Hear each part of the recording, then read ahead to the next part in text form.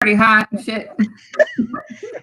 Hey everybody, we are live again on a Monday, and I'm here with Edgar. Hey Edgar, how you doing? You know, not as good as yourself, but I'm trying to live. Well, I don't know about that shirt right there. I mean, I think you're doing it says pretty Latino well. AF. I don't know if you know what the AF means, like as friendly as Latinos are. You know what I'm saying? There you go, exactly.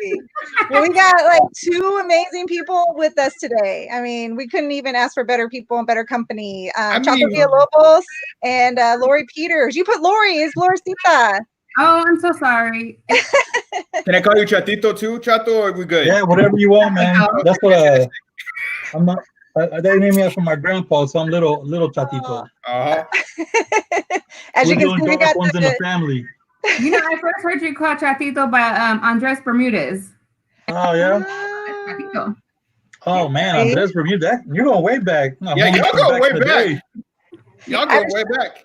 I was trying to fill Edgar in on like how back far we go, you know. Lori was our summer, man. She came up through. I was working as a youth worker down at Alta Vista. My office was upstairs. My girl Lori was handling it. You worked down there for a while too, didn't you, Lori? No, I was a student with Deanna. Yeah. Right, but didn't you guys like work in the front office or something? Honestly, if I did, I don't remember. I blocked out half my. Or you guys just up there trying to give free school supplies or something? Lies. I worked in the I helped the receptionist sometimes because Alta Vista was good at skills. So I helped answer phones and do paperwork, and I think it was free child labor, but but didn't you guys have to share a computer and stuff back in the day, like share typewriters and stuff? You guys were always up in the front office. Yeah. I learned some typing there. Yeah, it was interesting. And then Uzziel suspended me. but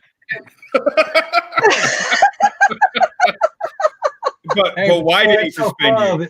He used to have tough love on me too, girl. Don't worry, you ain't the only one. You know, he'll tell me you suspended yourself. So you don't appreciate things until you're older. So it was a Mexican-American history class.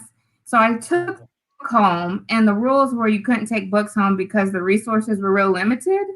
You know, I wasn't in education, never thought I was going to be a teacher. So I was like, I'm going to take the book home and try and read up on it. I don't know if someone told on me or I caught bringing it back, but he pulled me in and he was like, well, I'm going to have to suspend you because you broke these rules.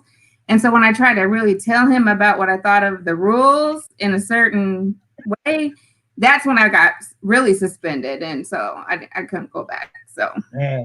You remember that hammer when people brought pagers to school? He used to use that hammer and break them. You talk about some tough love, man. Uzziel,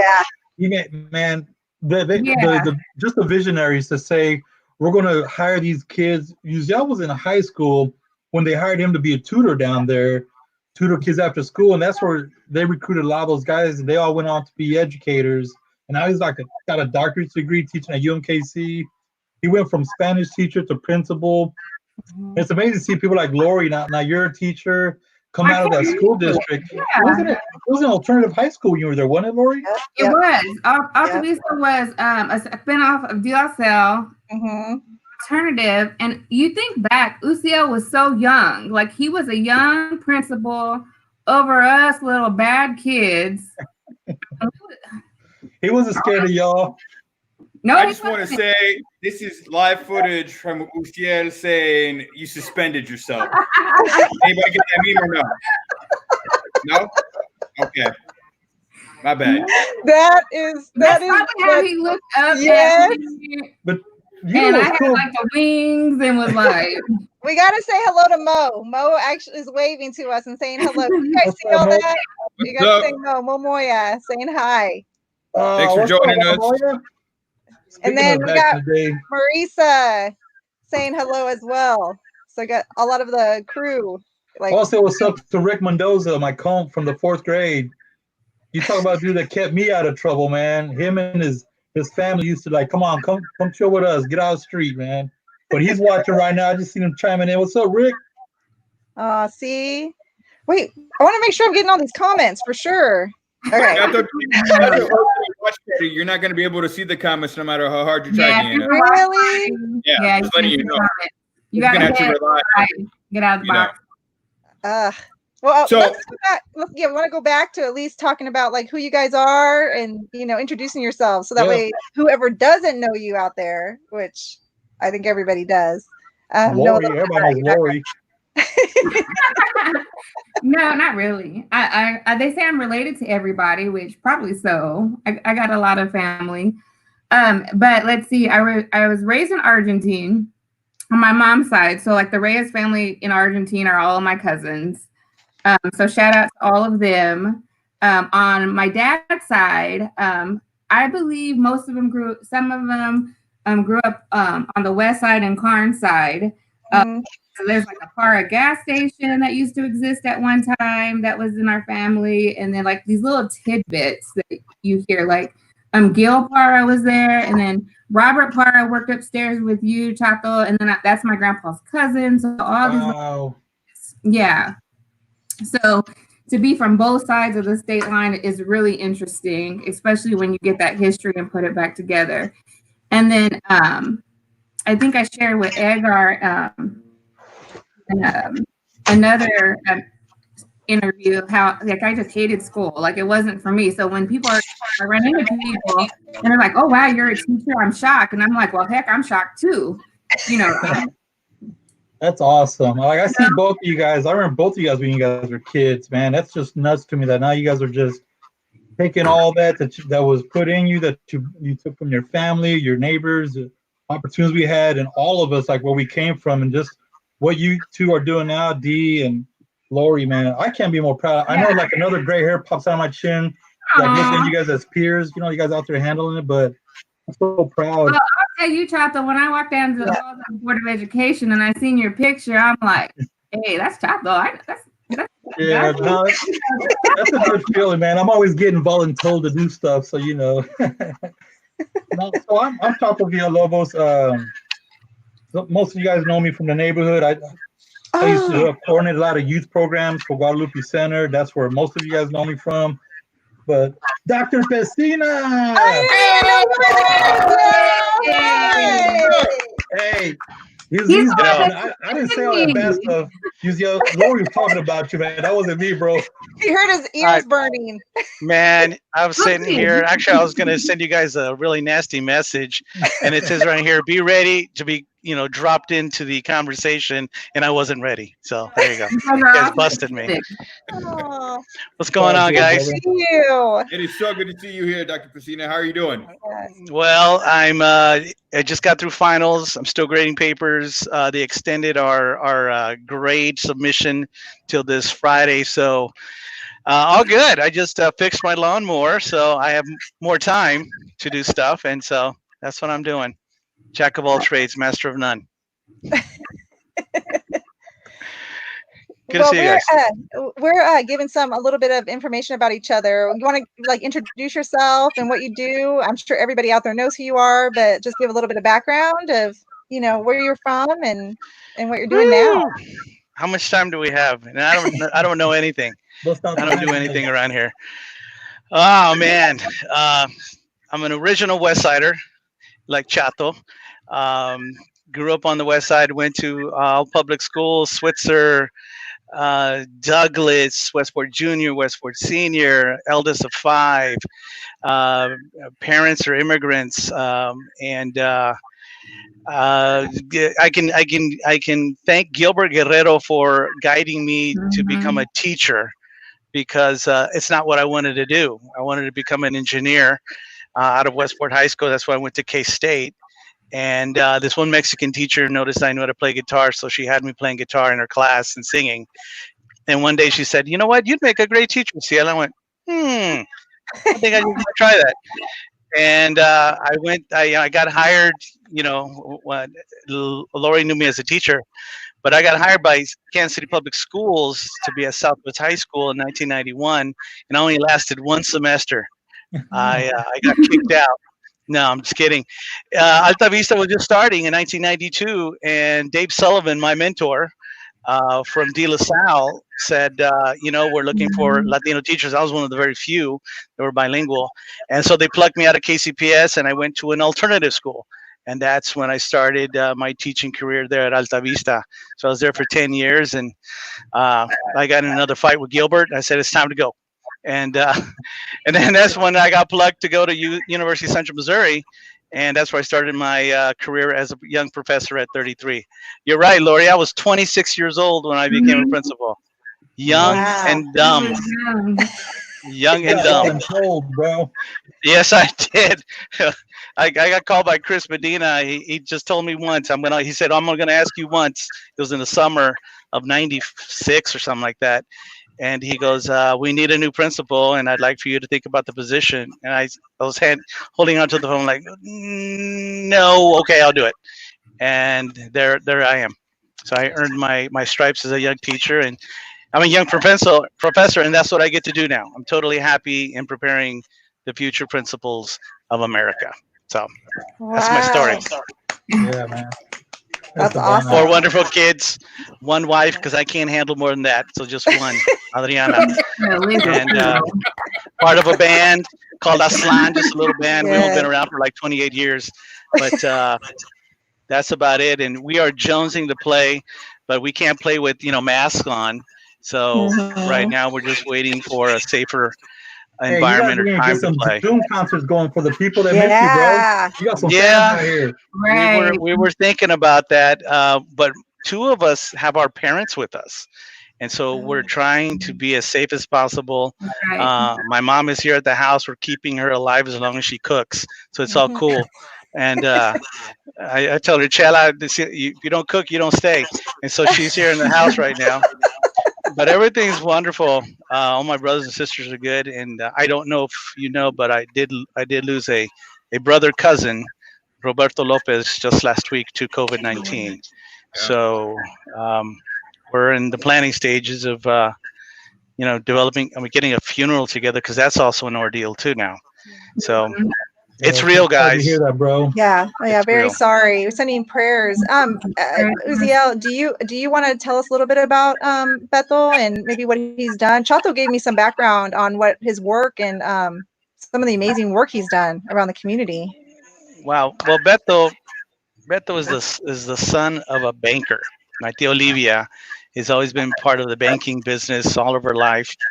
And Beto was always good with money. The guy was always hustling, and he earned 2 degrees from Rutgers, an MBA. Was a manager in different call centers and different type of industries. But when Beto became an insurance agent, life insurance agent, that man was good at it. And we're still hearing these stories, and I'm sure his wife is hearing these stories of what Beto has done to take care of people, and their families, in regards to the command of his passion and his passion for insurance and helping families prepare. Me and Beto grew up together. We both grew up on the west side together, went to all the same schools together. His mom was my dad's youngest sister. So we grew up with brothers. So it's really, it was really tough. It was really tough. Yeah. But there was a great mentor to a lot of young people, because he was a part of LNESC. He took kids to all different Latino programs throughout the nation and prepared them for success. And so my cousin has done a lot of wonderful things. He's left behind a beautiful legacy. We have a lot to be proud of, and as hard as this was for our community, and specifically his family, I look forward to just the people celebrating his life, because once Beto got married and had a kid, man, that much devotion that he gave to the kids that he mentored, he focused on his family, but people still to this day, he would check in on people. Like, he'd mentor them through high school, through college. If he knew someone was having a bad, he'd always check in on them. Like, he never forgot his mentorees. And we came up together too. We went to the same church as kids, and that's true. That's true. When he was at LULAC, I was at Guadalupe Center doing outreach with young people too. So there was a lot of times we collaborated on working with kids. And I just remember he has so many young leaders that are out there now in the professional world who, because of him, they decided to go to college, or that he really was just encouraging at a time when a lot of these high school kids were hitting the crossroads, wondering what they were going to do with their lives. And to this day, even as a devoted father and husband, he would always make time to be like, "Hey, how you doing, bro?" Like if he sees something on Facebook, and that's nothing that he bragged about. All these things are coming up now after people are hearing that he passed. I I, I love the fact that his legacy is not forgotten. Of what a huge just a foundation he was for a lot of people as they moved on to Yeah. post education or their professional careers. You know, he was a really strong dude. No one knows how he contracted it for sure, but Beto was doing what he loved to do, and he was always meeting face to face with people. I don't know what the expectations were from his work, but he did what he loved. He did get ill. He and I had hung out a week before. We went to go get a guitar for his daughter, and Adriana was mad at me because I was hanging out with my cousin, but we were doing what we both love, and that's enjoying music and playing music and going to the candy store, which is a music shop for me and Beto. And but he called after a week. He said, cuz I think I've been exposed. I want you to know. And he warned us. And so, we were worried, but we were also watching out and see what would happen. And then I see him, last Saturday. He brought us some donuts. That was a joke with Beto. He wouldn't eat donuts because he didn't want to gain weight, but he would bring them to us and drop off a box of Lamar donuts like every 2 or 3 months, and we would get mad at him, but we would still eat them anyway. And but he did it. His daughter brought him in, and he stayed in his car, and he maintained his distance. He said hi to my mom and Adriana, and I was concerned for him because I'd heard he'd been ill. And I said, "Cuz, have you gone to get tested yet? Do you know what it is?" He goes, "I'm fine." If you know Beto, he just said, "I'm fine. I'm fine. I'm doing fine. It was just a cold. I'm over it." And I just told him, "Cuz, there's going to be a lot of free, testing going on this week." And I go, "Just go see, man." And it was that Tuesday night that week. We just couldn't believe the phone call. We're still in disbelief right now. Yeah. Until I see Beto. And Deanna, I want to go. We had a conversation earlier. This is why what you and Edgar are doing is one of the reasons why this is so important. We've had people in our communities that were juggernauts that really helped build foundations. So a lot of us who are in the workforce now, as professionals or as leaders, whatever. But Beto, the Gilbert Guerreros, the list goes on and on. We have so many amazing people in our communities, and I love what you guys are doing about just bringing people together to have these conversations. And I knew that Uzziel was going to be on tonight because of when you lined this up. Well, when the Beto thing happened, I'm glad that we're being intentional about talking about his legacy. And for those of you guys tuning in, we call him Beto. In the professional world, he's known as Roberto Lopez. Roberto Lopez. And I've seen some of the comments on the side on Monique Marie. What's up? I know a lot of these people knew who he was. They knew how nice he was, and just always loved to laugh, joke around, play jokes on people. But I want to tell you guys how much, even though this is a kind of a somber moment, this is the reason why I love that Lori's here. I love that Edgar and Deanna, you guys are heading this thing up because you guys have always historically been intentional about doing these things, providing these forums, getting Latino leaders together. And not just in the Latino world. What I love about this era, what you guys are doing as leaders is this is not a brown world, that we are incorporating our brothers and sisters for red, white, yellow, blue, and brown. We're all got to come together to address these issues, to stay informed, to laugh together, to celebrate together, to tell these amazing stories of these amazing people in our community. So big shout out to you guys, what you guys are doing. Well, the thing is that you all are doing the work. Like Edgar Palacios too. It's just I've known you guys for feels like forever. And Uzziel, I was actually in Alta Vista when you were there. Ever, yes. She was there. She tells everyone that she wore this mean face. Deanna was like the sweetest girl I have ever met in my life. And don't say that because I have all the yearbooks and I will go and look for you. The problem is that she skipped school on that day when they took the pictures. Probably, man. She wasn't transferring like all of us. Yep, and so I didn't stay very long, and then I went to stay. Huh? I have an Alta Vista yearbook somewhere. see, I didn't take any school pictures during junior, senior year because I moved around too much.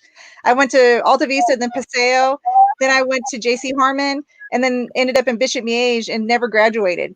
So I don't have any of those. You would have finished at Alta Vista. You would have finished.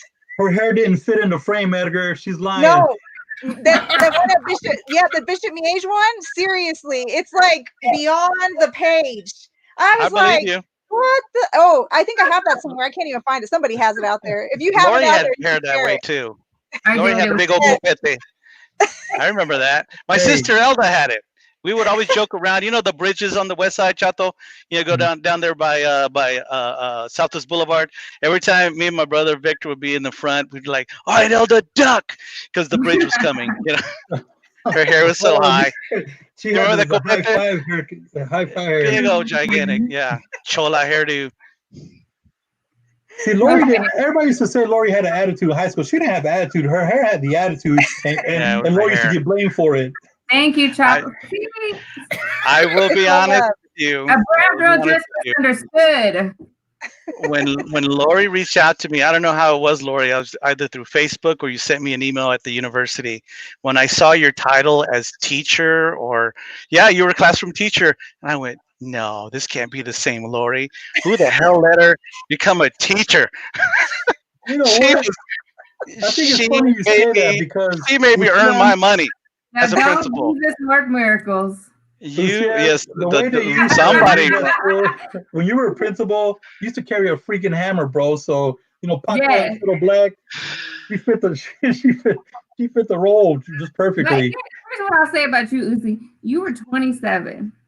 Yeah, I was 27. Older than that right now, and I just finished a principalship program, and I'm thinking I don't even feel competent enough to even do this job.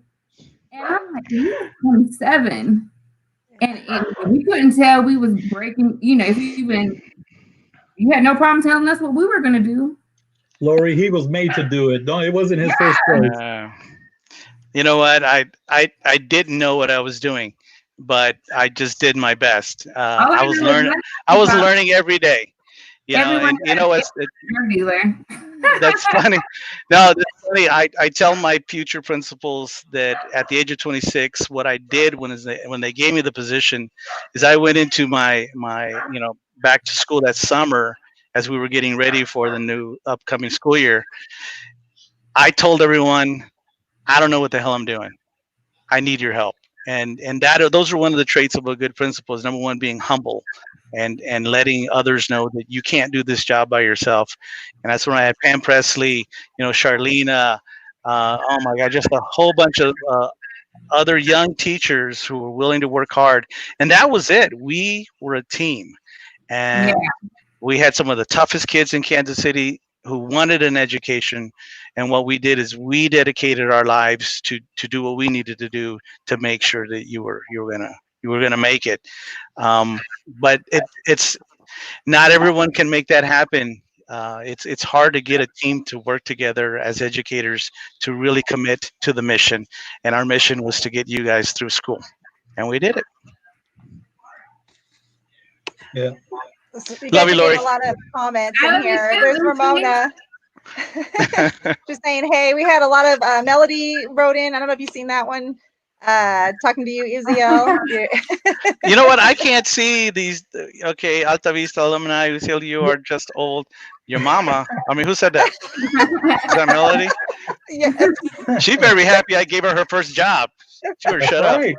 That's right. I gave her first job. You did. There's this one white girl with big old gigantic hair coming in, wanted to work on the west side. She had big hair. I remember the big hair. So Enrique Sharon said hola from DC. Enrique, we gotta have you on at some point with your family. We gotta get your family on here. Yep, that's true. Well, this is wonderful. A nice reunion. How did you get Edgar to be quiet? I was waiting for him to say something. I'm just listening to all the phenomenal stories. I gotta say, so I've been in Kansas City 16 years, and I didn't have the pleasure of growing up here from day one. But something that I've always been impressed about by our community and by you folks in particular is, one, your accessibility. You always are available when we call. You're available to help lead and support, and you're also very inspiring.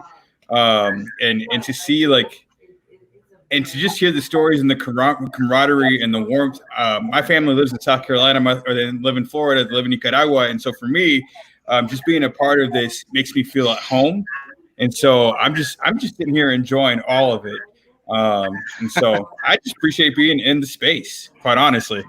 Yeah, bro. It's one of the beautiful things about the Kansas City area is you don't have to have a zip code in the neighborhood to be down with that neighborhood. Argentine, Wyandotte County, Jackson County, wherever we had a predominantly Latino communities, it's always been beautiful people collaborating. You have leaders, homegrown leaders, collaborating with folks like, you mentioned Mr. Sullivan, Michelle, the people that mentored you. I know like Gilbert Guerrero was, from Topeka, and we have people who come from all over that just want to be part of the good. And Edgar, from day one, people like you, I remember, I think Danny Silva's from like Chicago, and Leo, those guys from Garden City.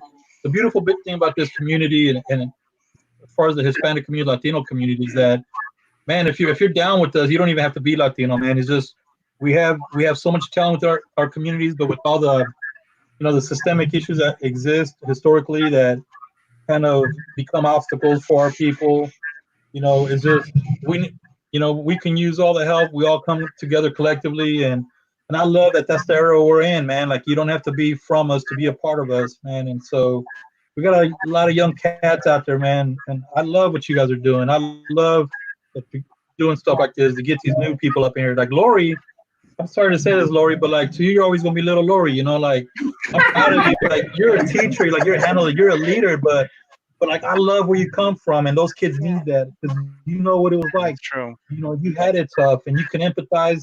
You were there, you were down with it. I mean, you experienced a lot of things that they experienced, and a lot of kids don't have that. They have teachers that just want to make a difference, and God bless them. They answered the call, but they come from like sheltered homes, and they don't understand. They just want to help, and we need them.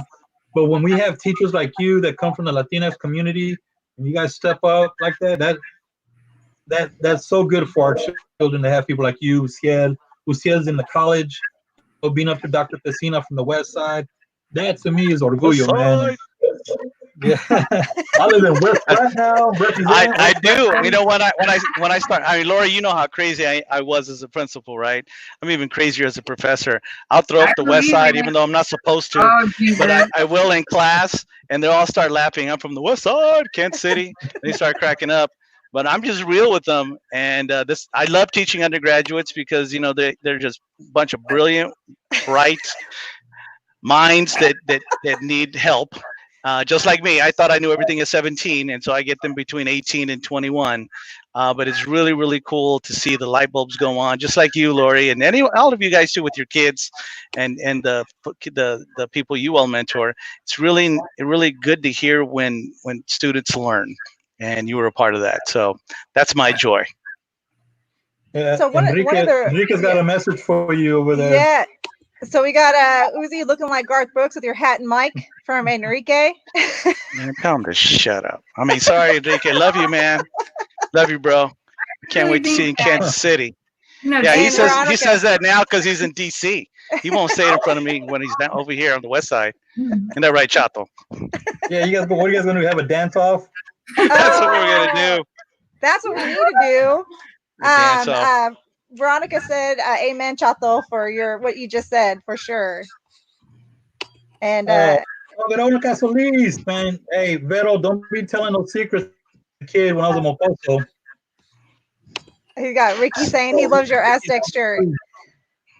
Yeah. So we did the whole T-shirt thing. Lori started it with her Chicana shirt that she had on with her hoops, and so I had to put on mine. With mine, so Chato had to put his Aztecas, and then we lost your shirt, Edgar. What happened to your Latina SF? His background.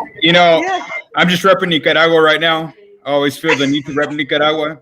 Just there you go. The 5 of us in Kansas City, they're from Nicaragua. Just FYI. So I should have worn my Danger Educated Chicano shirt. Sorry, repping you in KC. We just graduated our students this Saturday, so very proud of them. I got a lot of family members from UMKC. I have a degree from UMKC. Adriana, Jimena, Alejandra's going to UMKC. My brother Victor has an engineering degree from UMKC. So gotta rep UMKC. It's our hometown university. I hear, yeah. Yeah. Is that Nana back there? I don't know. No. Who said that? Who said yeah? That was Laura. Oh, okay. Is she listening this time, or is she on a call? She's always on a call with somebody. She's on a call. Yeah. Oh. Yeah. So who gets to see this entire Like program? everybody. So I put it on my Everybody. on our Instagram. It's on IGTV, Twitter. My following at Twitter is horrible, so I have to have Edgar make sure that he shares it, because his following is a lot better than mine for sure. Oh, And then it's on cool. Facebook, so it's out in the universe forever out there. Well, Lori and I are going to have to do a shameless plug, and also Chato, since he's married to an educator. Oh, We need more teachers. Yes. And you. 88% of the teachers out in the U.S. right now are white. 78 to 80% of them are white females. So we still need a lot of teachers of color. But they're trying to groom us. They're trying to mentor our people, man. It just ain't taking. They don't make enough money, I guess. People are tired of being broke. Yeah, but look at what's happening now. Look at what's happening now. I bet you they're appreciating teachers now, aren't you? Yes. Absolutely. Yes. Absolutely. Yes. Yeah, we're important now, aren't we? Hey, I tried to be a teacher, bro, but that's just too dangerous. So I became a cop, man.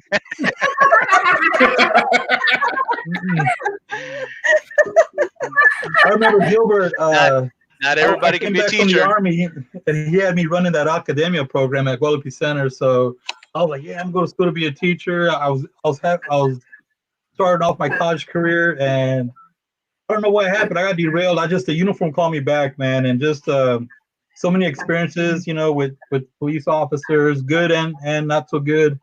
We had a lot of people going on to be teachers, and when I told him I wanted to be a cop, he was like, "We need those too, man." But he didn't tell me that the community was gonna be hating on me when I came back with a badge. Man, Chato, let me tell you.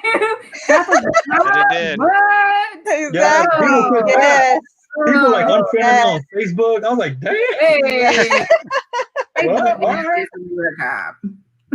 Whatever, man. We got a lot of young Latinos that are applying now, and my department allows me to go be part of that. We got some cats like from Mexico, from all over, man, that want to serve and they want to be up, they want to answer the call, and we have some very talented people are just they want to do it in this era of like, it's not the most fun job right now. It's not the most popular job to be a police officer, but just like we need educators, man, we need, if you want to serve people, you want to serve your community, especially if you speak Spanish. Man, that goes a long ways. I met two young Latinos today that speak Spanish that are babies, man, baby faced. I'm all old. I'm the veteran. But I told them right away, I got work for you boys. We're gonna come down to the west side. We're gonna volunteer. People got to see you. You got to get to become a part of this community so that you know what you're protecting. So I'm excited about the future for my department at least. And to all, and you mentioned the percentage of the people who are white teachers. God bless y'all. Like, thank you for answering the call, and thank you for like encouraging our kids, the Latino kids to be teachers. Because I know, like, my favorite teacher that saved my life, that came and knocked on my door, she was my white English teacher. When I dropped out of school, she came knocking, and I was like, "What are you doing there, girl?" I'm trying to get out on the west side. I'm on West Penway. I'm like, "Get inside! What are you doing?" In the old Penway. And she was like, your mom's an undocumented immigrant. She has 3 jobs. You're a citizen. You speak 2 languages. What's your excuse for dropping out? And I had nothing, man. I was like, all right, I guess. And that's when Adriana Pecina was she was Melgoza at the time. She was like, well, we got your back, man. Just stay with this. We got these programs. Stay with it. We'll get you in this leadership program. Then she handed me off to Gilbert. And that's what I mean, man. These are all people around us. Some from our neighborhood, some not. But people need to keep doing this, man. Yeah. Somebody once told me, even if you have absolutely nothing, you can still give everything. So even if you had a questionable past, you made some decisions growing up, that's experience that helps our young people. Because if you're doing something with your life now, whether you're a parent or in the workforce or whatever, you could still be a mentor, man. People could still see you as somebody who came from where they came from and has struggled like they had struggled. I encourage all y'all to look at these peewees, man, and it's a community, man, and it's all on all of us. We have opportunities in the School of Education right now. We have full scholarships for kids who want to become teachers in the urban metro, and it's a full ride. And most especially those kids who want to go into math, science, and some of the STEM fields. So we have those available. It's not a job for everybody. It is a tough job, but it is a rewarding job to be a teacher. And we're in need definitely in the state of Missouri. So anyone who wants to become a teacher can talk to one of the teachers in your school district or give us a call. We'll definitely get you enrolled and get you into any of the, there are different paths to become a teacher. You can go to community college or you can come straight to UMKC or to any university that teaches teachers, but we need them. So Uzziel, can I ask you real quick? So for my own personal story, and Lori, you can kind of relate to this as well. It's like, I didn't grow up in like one area, my mom moved us around. I swear to God, it was like 31 times. So I literally lived in every single sector of KCK and KCMO throughout my childhood and teenage world. But like for my own kids now, since I don't have a lot of that, I didn't know what those access points were for college, and I didn't really know who to reach out to, and HDF has been amazing. Like I just started to know who they were just a couple months ago, and I didn't even realize how many scholarships are out there. Like I'm blown away. So is like UMKC have resources for high school kids going into college, or do you know anyone that does that stuff for high school kids? Well, I mean, we have obviously our admissions office, but if it's a Latino kid who wants to be mentored at UMKC, there is one person you need to contact. That's Ivan Ramirez. He runs the Avanzando mentoring program at UMKC, and it's very successful. We have a 94% graduation rate with students who get involved with Avanzando, and it's also tied with the Hispanic Development Fund. So those are definitely avenues to reach out to. Ivan Ramirez, you can find him at the UMKC webpage. Also, don't forget I know LNESC also provides a list of national scholarships, regional scholarships available for Latinos. One that a lot of people forget, and even my own kids have forgotten to apply to, is the National Hispanic Scholarship. They give up to $5,000 to $10,000 for folks who can maintain a 3.0 or better. Wow. I got it one year for like a couple of grand, and I wasn't making the best grades at K-State, but at a 2.9, 2.8, I know I got a couple of grand. So don't forget, the National Hispanic Scholarship is one that we can apply for. Somebody had a question about your age. Even if you're older, can you still apply for a full ride? Right. I know at least with HSF, there's no age limit. If you're going to school, you can apply. You just have to, just fill out the application. But we have some amazing, maybe that's what somebody you guys should bring on is people from HDL. I mean, you got like Lopez, Rico, and a lot of those guys that have dealt. There've been boards on there. John Carney's a really knowledgeable, talented guy. Maybe you can have a segment on post on those kind of scholarships and just applying to college. But Uzziel, is that right? Is that a non-traditional student? If you're not a high school grad going to college, you're just returning to college? Yeah, I remember we had some colleagues who were earning their master's degree, and this was probably about 10 years ago, and they had begun to fund scholarships for folks getting graduate degrees. So yes, you can. If you are earning a bachelor's degree, regardless of age, I would imagine, you can still get degrees. Still get scholarships. It looks like Hurston has a question. How does intellectual property work in education? Who owns the curriculum? What limitations are there for redistribution of tools the educator created?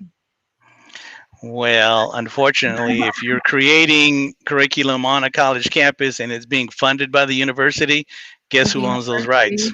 The university does. Unless you work something out before you get hired, that you have something totally awesome that you created and they want. I know that's something you have to work out with an institution. But unfortunately, just recently, within the last 2 years, we've had some professors who have done some unethical things with, products that come out of university labs, and they've been getting the profits and actually using students unethically to gain on those profits. So they've gotten really strict on that. Wow. Veronica said there's also Casey Scholars. Yeah, absolutely. That's new. That's so something true. I did not know about, and I just starting to know just through Veronica about more about the Casey Scholars. And I've actually met some people that were mentors in Casey Scholars who mentor some people that I'm working with that have graduated from that program, which seems pretty amazing. Not to brag on my kids, but I'm going to brag on Alejandra Pecina. She just graduated this year. She just finished her last course this past week. They'll be celebrating her graduation from KCPS here within the next few weeks. I'm so proud of that girl because she stuck through it as a junior and senior in high school. Not only is she getting a high school diploma from KCPS, she has earned an associate's degree. Yeah. Wow. She classes at Penn Valley. That's awesome. And you know, wow. I will be honest with you. I didn't think highly of Penn Valley when I was, back in the 80s when I was a kid. But when she would come home and show me the work she was doing, they have definitely stepped up. They were not playing around. That's what I do, man. Westside U. They really have some high expectations, mainly because they have agreements with other higher institutions, four-year institutions, and so they have to be ready by the time they come to like a UMKC. Hey, don't so I'm very proud, bro. They've been a wonderful partner to our community. They were one of the early schools to partner up with Alta Vista. They've been, and then the people, I forget the person who's the CEO there now. She is amazing. Dr. MCC. What's her name? But anyways, the point is that Penn Valley, Longview, all of them, they do wonders for our community, man. They're getting students ready, and and that's another way parents can save money is by getting in these early college type programs. And Ali's gonna go as a junior to UMKC, and she's gonna save Papi and Mommy all kinds of money. But that also means that she doesn't have to take out loans, and that's the greatest thing. Yeah, you don't have to take out any excessive amount of loans, and she has an opportunity to go to a quality institution. Love you, so, Lala. Hurston wants to know, what about K-12 regarding IP? Regarding IP? Intellectual property. Oh, yeah. I would get with, I would recommend a publisher to assist you in getting these materials together. And it would be best if you just go on campus to do your work as a professor. But if you want to make some money, do it on the side. That would just be me. And people do it. I'm not saying they don't. They get contractual agreements with other entities off of campus, and as long as you're open, that's something I have noticed. As long as you're open with the institution and let them know what you're doing, should be cool. Should be fine. Man, I don't even know any of this, but I just But you know what? This is the whole thing. It's like it's just being transparent. But people have questions, right? They have people have questions, and obviously they're looking for outlets to find, because that's even me, like having this conversation right now. You guys have told me a lot of information that I need for my own kids. I have a going into a junior, the other one's going to be a sophomore, and me not going to college. I went to Penn Valley. Shout out to Penn Valley for 6 months. I never graduated, but it's one of those things that I wanted to work in the arts. I want to be a graphic designer. And had I known what I know now, and had I had the access to what I have now, I could see myself doing that work that I absolutely love. And so that's why I do what I do now. And that's why I have these conversations, because I feel like in our communities, sometimes we just don't always shout out the amazing work we do. Or, we kind of do it on the side and we don't ever hear about it, which is great. But we need to know about like the Gilberts, and we need to know about, the Robertos, and, like Jenny Mendez, doing the amazing work she does. Chris Medina at Guadalupe Center. I heard about his story, and he's actually my mom's cousin. And I never even knew how Guadalupe Center got started. Ever. I never heard that story. And somebody did a podcast about stories out there for sure. If there's anybody that's got questions on going to college, especially if they're just not familiar with the culture, you have a a huge community of people who've been through it. They can tell you about the challenges. We could talk about resources. I think what I'll do on your page, I can research maybe some, and everybody could chip in, even people who are listening in. If you could go to the Midwest Chicana podcast on Facebook, and if you have any links that you think will be helpful that helped you, just go ahead and post it on the comments. So those of you guys who are asking all these questions about education, post-education, whether you're adult or a traditional student, go in there in a couple of years. You know, this is a community effort. We are the only voices talking right now, but everybody chiming in, you know, I think we could all just be a resource to each other. Just like HSF, what you mentioned was here, the national one. What's that one called? Yeah. National Hispanic Scholarship Fund. Okay. Yeah. It's out of California. You know, that's what I do all day. People are like, Chato knows everything. Like, I know people. Somebody will call me and be like, yo, man, we need, just today, man, we had this lady, she was sleeping in her car with her 3 kids because she got evicted. And she didn't realize, like, you know, she ended up on the west side by luck. But she had no idea about all the resources out there. So somebody called the cops, said, hey, man, this car's been out there for a while. We're not sure what it is. I got to go up and find out that it's just a lady who got evicted. She had a full-time job, just, you know, times are hard, and she was out there with her little kids. And so I was just calling everybody I knew, and we were able to get her all kinds of resources. I did nothing. But, you know, the way we do this as a community is like none of us should have to do anything alone, whether it be going through crisis or celebration. You know, when you see the Latino Arts Festival, man, go down, check that out, man. Spread the word. When you see the, you know, the Dia de los Muertos or the Fiestas, Cinco de Mayo Fiestas, man, we got to go down there.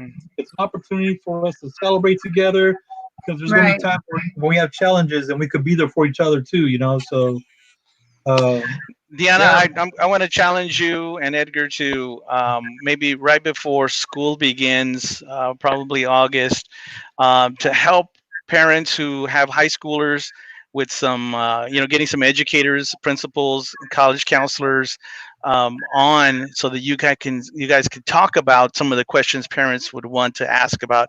How do I begin preparing my child? I have kids in elementary school, you know, middle school. What do I need to do to start getting them ready? Chato and I mean, we all know right now that it starts right at the womb. It starts when the child arrives.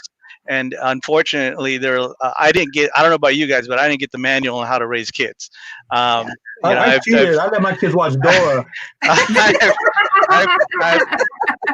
Dora. I had a master's degree. Love you, Dora. Everybody has one. Yes, there you go. I had a master's degree when Jimena arrived, and we didn't know what the hell we were doing. You know, we relied on family. We relied on others to help us out as we were raising our children. But when I'm reincarnated, when I come back, Lori, I'm coming back as an elementary school principal, because that's where I believe my talents really would have shown, because it is the elementary school parent who doesn't know what to do at that age. They're all young. I was young. I didn't know what I was doing. I was leaning on elementary school, you know, teachers and principals to help me out, or help us out, because we didn't know what we were doing. So I believe that would be my next role, is to come back as an elementary school principal to help young parents get ready, you know, for the challenges and the choices that their kids can make. I only know this much. That's all I know. Somebody just mentioned there's the A+ program too in Missouri. Yes, Monique went to Penn Valley. Yep, another alum. Right on. Yep. We have some other ones out there. And Hurston just wanted to say. Sisters. Yes. Big brothers, big sisters. Yes. If you got time, want to get involved, you got financial gifts you can help out with, hit them up. They do a wonderful job with our peoples. Man, if you can get through school without having to borrow a significant amount of money and go on scholarship, that is a gift, because then that allows you to have extra funds to be able to, you know, for those dreams afterwards, because you don't want to graduate with, my God, $150,000 to $200,000 in debt just when you graduate with a bachelor's degree. No, that's nuts. That is crazy. I already told my kids I don't got no money. I was like, you gonna go to college and whatever money you can borrow. I said, I gave you that in Villalobos. That'll give you at least one scholarship. Or Villa. I was like, fake the Spanish, mija. Whatever you got to do. We're out there. She's out there practicing soccer right now. She ain't no good. Still. Wait, hey. Don't sleep on you ain't gonna get an athletic scholarship. I told her, if you get a full ride, I'll buy you a brand new car. It's cheaper. So I got a question for you guys, because Edgar and I just had the awesome opportunity. We just got it today. Mayor Lucas is going to come on here for 20 minutes only. So what would you three ask Mayor Lucas in the 20 minutes for our Latinx community here in Kansas City? Because to be honest, I don't know if he's been on a platform yet like this with the Latino community in this type of way, like a personal conversation.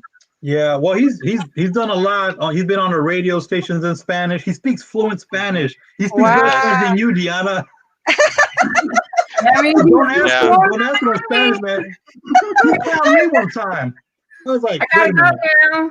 Gotta go. No, he knows a lot. And like, ask Miss Little Hernandez. Oh my God. He's got a DACA kid, Allie, working in his office. Yes, Allie. She's amazing. Yeah. No, that's really, he's very much aware. But take it to him, because it's good for people to know, like, who's up there, who's leading our city, what does he? I mean, he'd be happy to break it down. I'm actually proud of him. You know, I went from working from a guy who's old enough to be my dad, Sly James, to now working for a guy who could be my nephew. But man, this dude. Well, you're on our committee, aren't you? I was blown away because he's like 34, running the city. Yeah. Now I'm really blown away. 34 and speaks Spanish. Yes, fluent Spanish. Failing in life. One time he was like, "Hey, I'm gonna read this speech at the Fiesta. What do you think?" And he kicked it. And, you know, I was like, in the inside, I was like, but on the outside, I'm like, that's all right. Eyebrows matching.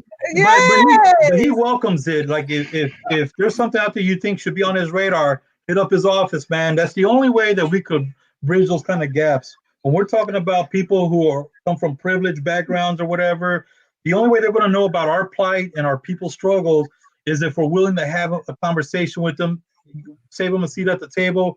Because very often, sometimes we go on the side of, let's just bash everything who ain't us. Let's just bash the people who have more than us. Let's just bash all the people with money, bash all the people with the power. A lot of times, there's people in those influential positions that want to make a difference. They're just looking for opportunity. We can hold their feet to the fire. Trust me, it happens to me all the time. As a police officer, people are like, well, what are you guys doing about this? This is messed up. I'm just like, thank you, because I need to know. I need to know what we're messing up. I need to know what we can do to be helpful. Instead of like, we might implement policy, City Hall might implement policy that they think they're helping the city, and it could be in the best interest of the knowledge they have. But if we stay quiet, they'll never know that it's actually hurting us. So I'm glad Edgar and you are hooking that up. But let's give the people a heads up, man. Give it to him, man. He's a sharp dude. He's a sharp dude. Yeah. You're just going to create the platform for people to ask questions and encourage people to ask questions, you know, both in Spanish and English too. I don't know, maybe if they want to throw in some French. I don't know if he knows French or not. But, I'll have my translator on. Yes. No, it's good, but encourage people to truly come out and talk to him. I believe he was on one of the Mexican or Spanish radio stations like a couple of weeks ago, and the interviewer was interviewing him in Spanish, and he was responding. That is the very first time I've ever heard any mayor speak to a Spanish radio station. That's crazy. And even to say yes to something like this is like that never happens, you know.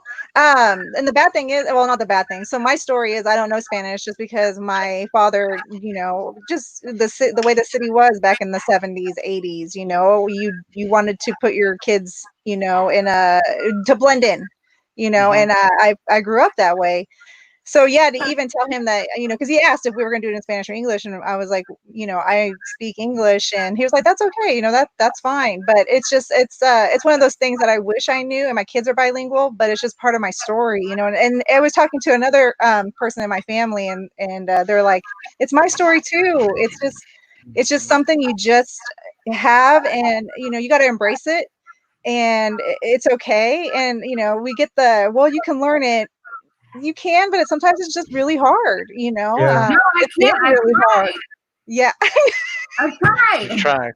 I have tried a lot. College 4 times. Yeah. And you gotta see. And she got to see. It was a C plus. It was a C plus. Yeah. Lisa Guerra brought something up. Yeah. She said Lisa Guerra.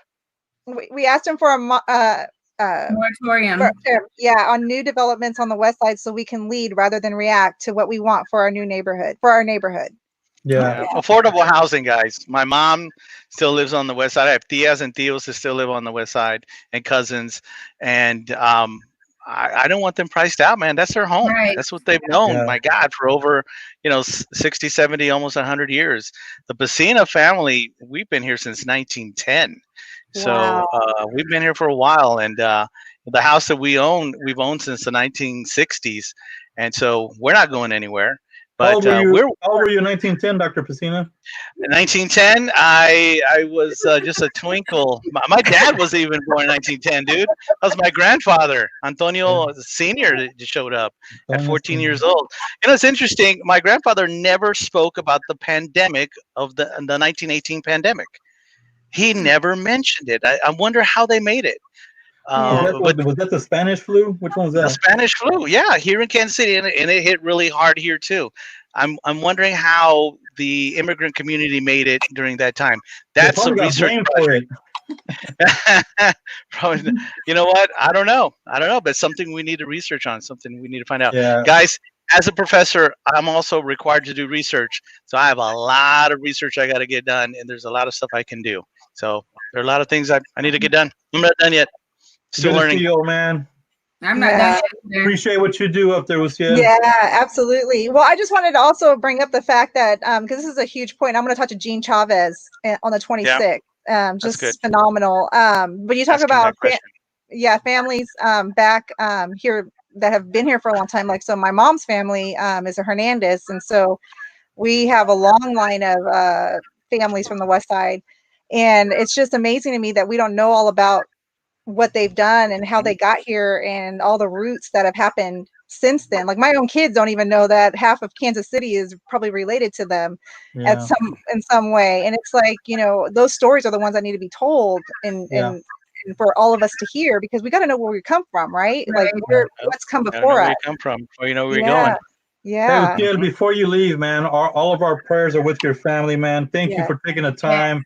And appreciate you letting us celebrate Roberto's life, man. He meant a lot to a lot of people, and please tell your family on behalf of the whole community. We're thinking about and praying for you all. Yeah, absolutely. Yeah, thank you for coming on, and I think all of you. I know we're went over. We usually try to do this 6:15 to 6:45, and we always tend to go over. But I would absolutely love, and I know Edgar would feel the same way about having you guys back on. I love our conversation, and I think it needs to be heard. And if you know anyone else that wants to join us, I mean, Latino party going on here, from the community for sure. Yeah. Well, I mean, I know you celebrate the arts, man. If you can get some bands on here, that'd be wonderful, because that's a legacy too. Speaking of 1900s, my great uncle Ignacio Pecina played with Adriana's grandfather, Don Lorenzo Lopez. If you look in some of the historical pictures of Kansas City, my great uncle, and Adriana's grandfather played in the same Mexican band back in the 1920s. Isn't that crazy? That is insane. So there's a wonderful amount. There's wonderful history that many of our kids need to know about who we were and who we are in Kansas City. So thank you for inviting me, and I will be sure to pass on the condolences to my tia and Beto's wife. All right. Absolutely. Thank you, guys. And shout out to Lori and all the teachers out there handling this during these crazy times. You guys, I will never. I can't wait. I got to buy my teachers some gift cards or something for my kids. My wife is at home handling, and holding it down. But teachers everywhere, yellow, black, white, red, or brown. Thank you so much for these nurses, doctors. Woo. Yeah. All the essential people. People that keep us going. Yes. I appreciate you guys will have to go back on the Facebook page and read all the comments. I try to get through all of them, but I was trying not to miss any. So I know there's a lot on there that people were giving you love and thank yous and love that they had the conversations. So thank you all for being here tonight. I appreciate you guys so much. Thank you. And we're going to do it again. Sad girl on here. Huh? Deanna's going to have sad girl on here. Oh yeah, Sad girl. Sad girl from Mi Vida Loca is going to be on here tomorrow. So nice. Yes, I know we got some West Coast love in here that wants to come to Kansas City and show what they want to see what we're doing over here and show what they're doing over there. So they'll be on here tomorrow for sure. And then we got some Latinx roots conversation with Sergio Acosta as well. So we'll get some of that history in there too. So, but everybody has a different history, right? I mean, they all bring different stuff. So yeah, we do. All right, Lori, reach out to me. I will. Okay. I got right. All right. I'm done with everything. I just need 100 pages. That's all. Okay. Enjoy your summer, Lori. Love you. Yes. Bye. Bye, Dave. Go Ruse.